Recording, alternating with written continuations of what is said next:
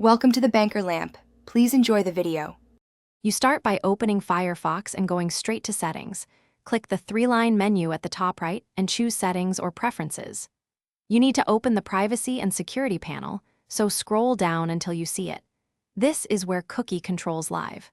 Once there, make sure you understand that removing cookies will sign you out of sites and reset some preferences, but it improves privacy and can fix page loading issues.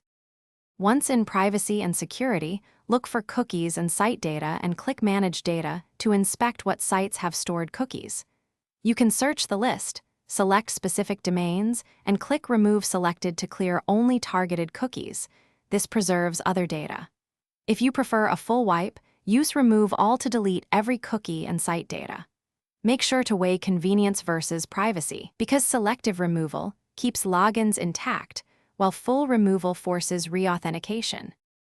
You finish by using Clear Data if you want to remove cookies and cached content together. Confirm the boxes for cookies and site data and press Clear. After that, restart Firefox to ensure sites load with fresh data. If a website breaks or you're unexpectedly logged out, make sure to re-log in, check the Manage Exceptions list, or restore a saved session. If problems persist, try clearing only cache versus cookie.